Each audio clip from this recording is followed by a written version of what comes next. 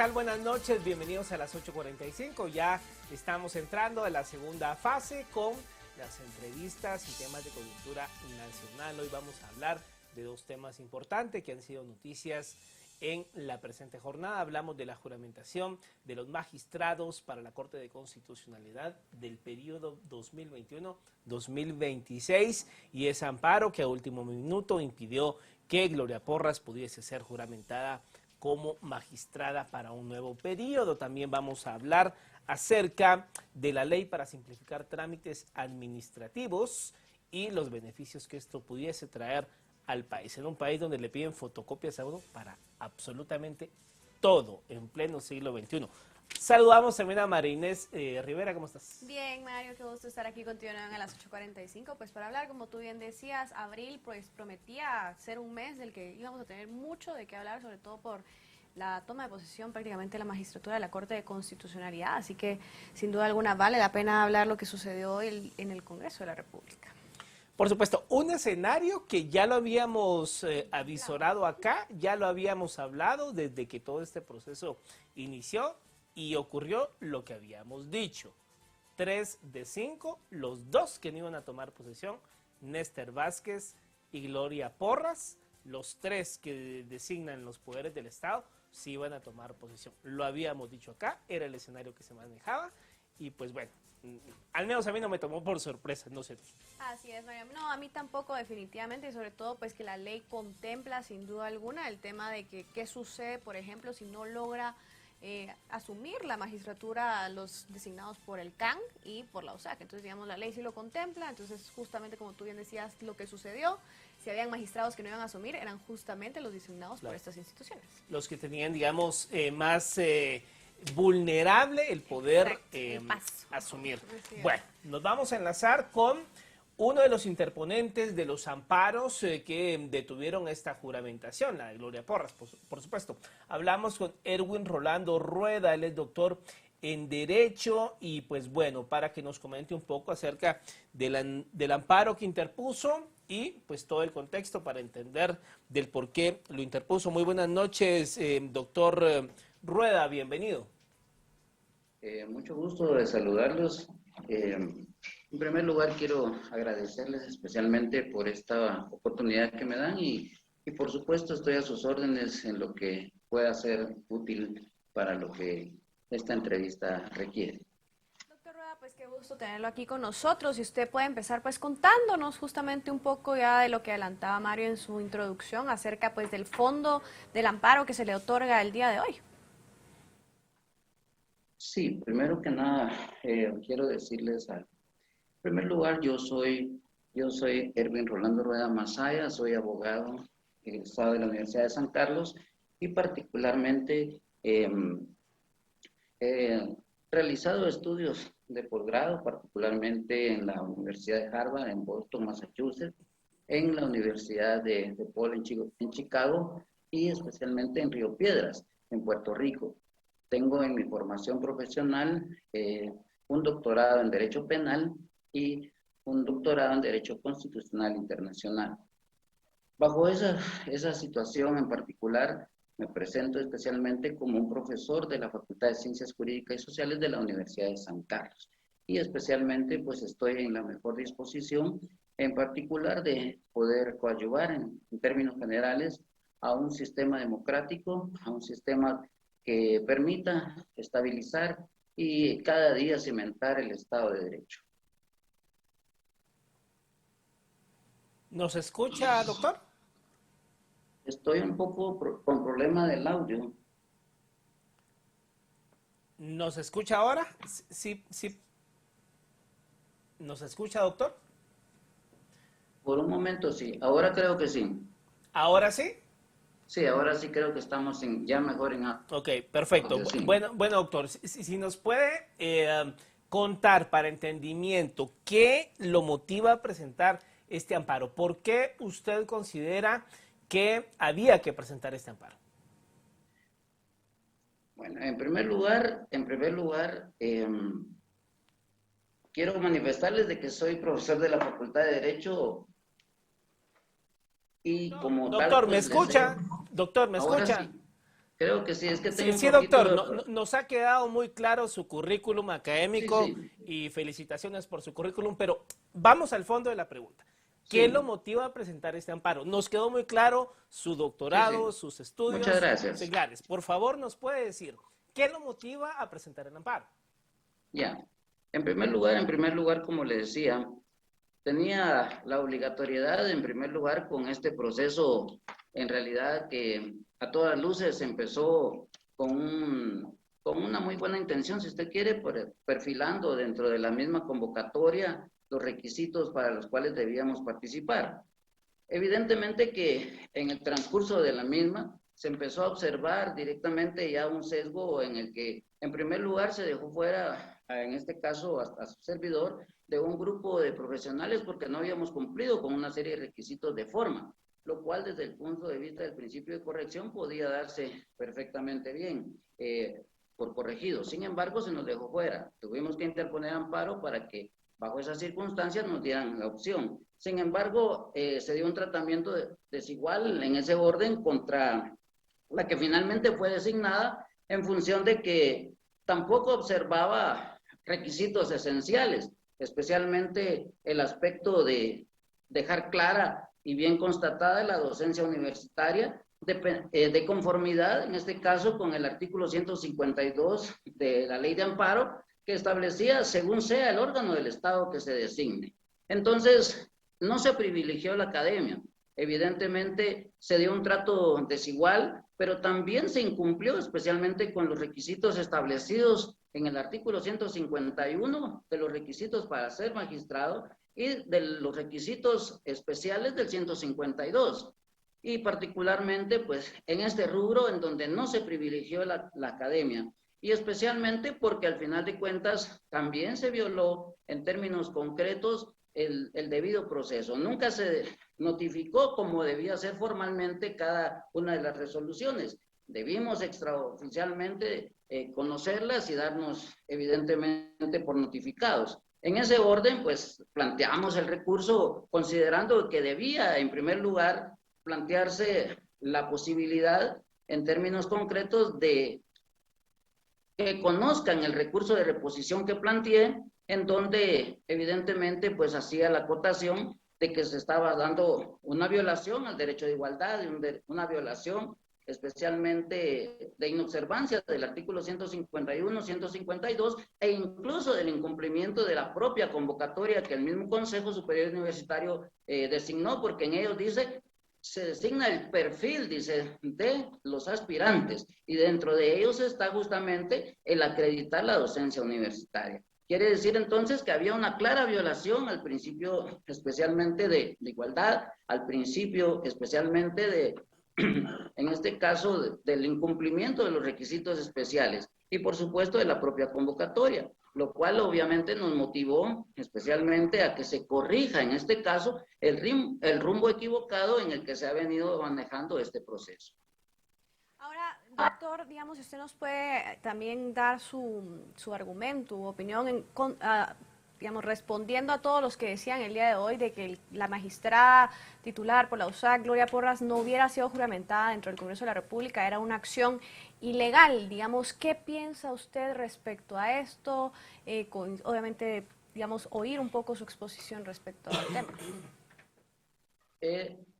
Desde el punto de vista legal, que es lo que a mí me compete, porque yo no estoy teniendo un sesgo político de ninguna naturaleza, lo que estoy en todo caso reclamando es el fiel cumplimiento de la ley, de la Constitución. En este caso, cumplir con los requisitos de la Constitución y de la ley de amparo. En ese sentido, el artículo 270 de la Constitución establece los requisitos, la ley de amparo en el artículo 151 los requisitos y en el 152 los requisitos especiales. Y ahí es donde se privilegia especialmente la docencia universitaria y particularmente porque dice, según sea el órgano del Estado que le designe. Y en ese orden aparece muy claro de que hubo una clara violación particularmente a esta observancia. Si ustedes pueden darse cuenta, estimado teleaudiencia, en la entrevista que se hiciera a quien terminó siendo designada, en su experiencia docente dice que ella es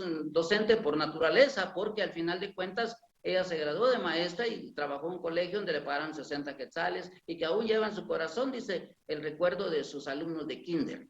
En términos generales, esa fue, digamos, la experiencia docente, y bajo ese precepto entonces no cumplía el requisito especial del artículo 152. Si a nosotros en su principio nos excluyeron porque no rubricamos en este caso el expediente, con mayor razón si en este caso no se acreditaba especialmente el requisito especial del 152. Y sobre todo, recuérdense que fue el mismo consejo el que hizo la convocatoria y ahí determinó el perfil del magistrado titular que debía ser designado. O sea que no es una cuestión política, no es una cuestión de ninguna naturaleza, claro, es una cuestión de respetar la Constitución, de respetar la ley de amparo y respetar precisamente cada uno de los procesos. En ese orden yo considero de que estoy claro en mi apreciación y por eso la misma sala me ha dado la razón para que en todo caso el Consejo Superior Universitario entre a conocer el recurso de reposición, que en términos generales lo que yo estoy pidiendo es que se deje sin efecto esa designación porque se incumplió con el artículo 151 y 152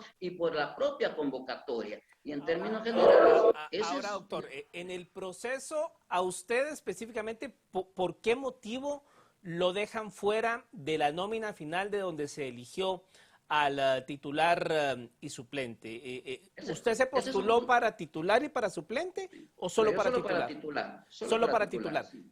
¿Por qué lo dejan fuera? ¿Hubo alguna tacha contra usted? ¿Hubo algún procedimiento que los integrantes del Consejo Superior consideraron de que usted no llenaba algún requisito? ¿Cuál fue en sí el punto que lo deja fuera usted? En la convocatoria dice claramente que debe rubricarse cada hoja del expediente y presentarse un índice al final, pero en la hoja oficial que se descarga de la página del mismo consejo, no establece ese requisito, más todos los demás. Entonces, prevaleciendo el principio de especialidad, pues yo consideré que era prudente el formulario. En ese orden, pues no rubriqué el expediente.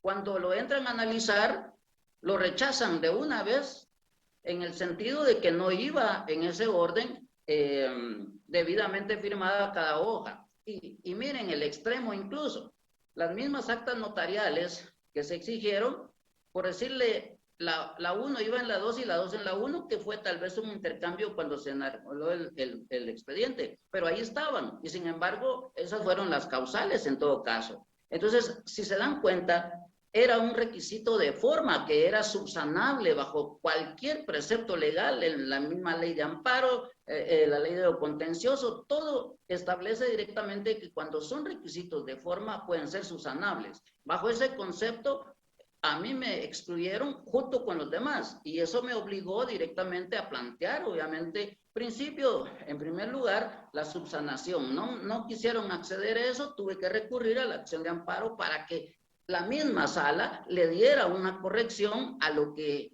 está claramente establecido. Cualquier proceso que se da, si hay un error. Doctor, ¿qué sala lo ampara? En todo caso, debe ser subsanado. ¿Qué sala lo ampara, doctor? En la sala sexta de lo contencioso está dando este amparo. Sala sexta. Está otorgando este amparo. La sala sexta de lo contencioso. La sala sexta del Tribunal de lo Contencioso Administrativo, que es la competente. Ahora, doctor, usted hacía alusión en su intervención pasada también a hablar un poco acerca de corregir el proceso, digamos, en estos escenarios, ¿cómo ve usted la posibilidad de corregir, digamos, que se pueda arreglar dentro de esta designación de parte del Consejo Superior Universitario?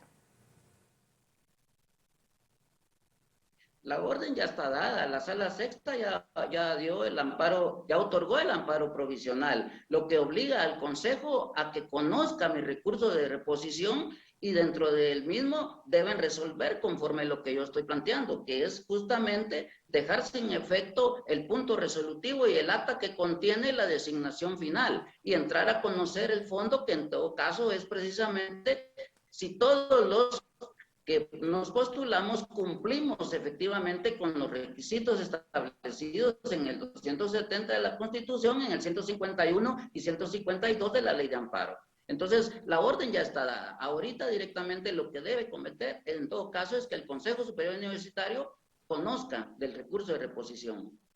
Es decir, ¿con esto se tendría que repetir la elección?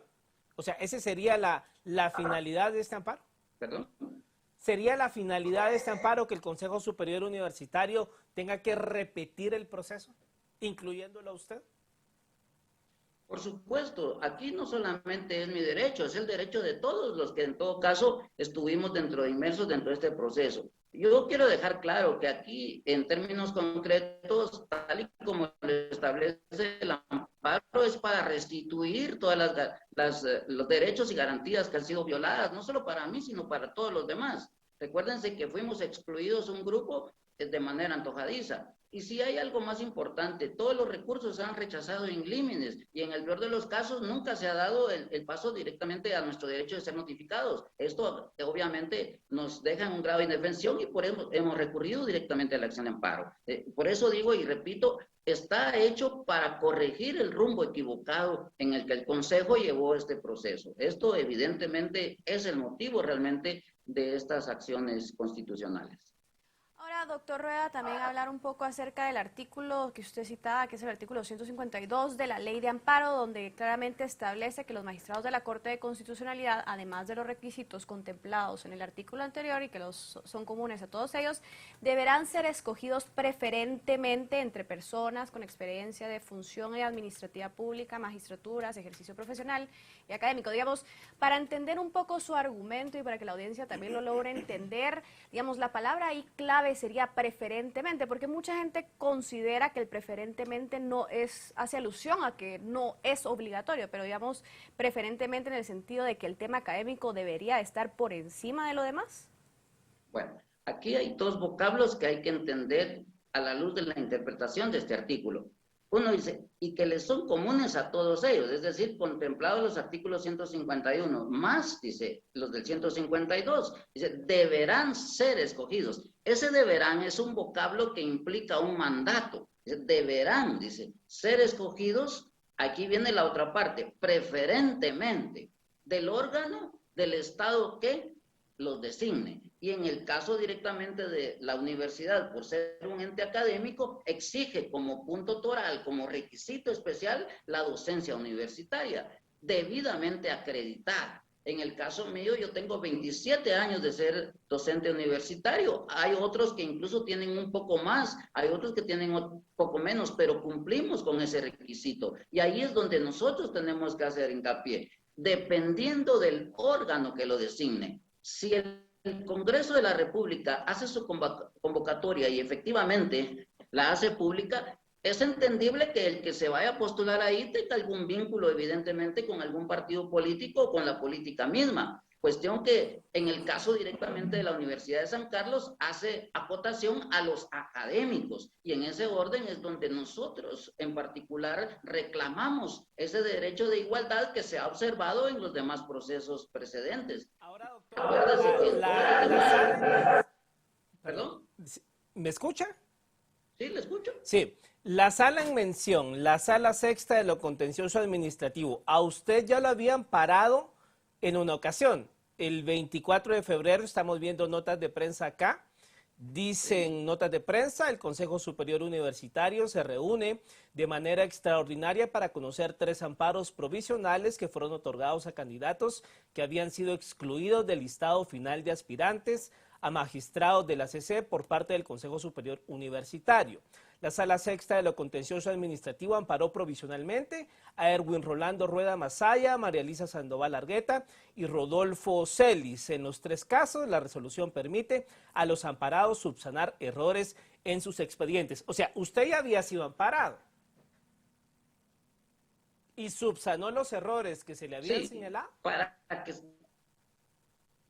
Justamente para volver otra vez al proceso, porque se me había excluido sin atender al principio de corrección, que es un principio constitucional también. Para que usted en todo caso, se había hecho pero ya lo habían amparado para que usted pudiera participar en la nómina final. Ese es el amparo del 24 de febrero. Sí, efectivamente. El objetivo era ese, volver otra vez a subsanar los errores de forma que nosotros cometimos, como le explicaba, y volver otra vez al proceso. Y de ahí, pues obviamente llegamos al proceso final. Y déjeme advertir que en el proceso directamente de las tachas, yo no recibí ni una, siquiera para los efectos de. En cambio, la designada recibió, si no estoy mal, creo que 13 o 16. Eso en términos generales, pues da también una importancia, pero en términos concretos, lo que a mí me interesa es que se respete el Estado de Derecho y se respete la Constitución y la ley de amparo, evidentemente. Sí, justo digamos en ese punto, doctor Rueda, porque la magistrada designada por la USAC el día de hoy, Gloria Porras, decía que todo esto lo sabía porque existe pues una confabulación para no dejarla tomar posesión a ella. Digamos, también conocer sus... La magistrada.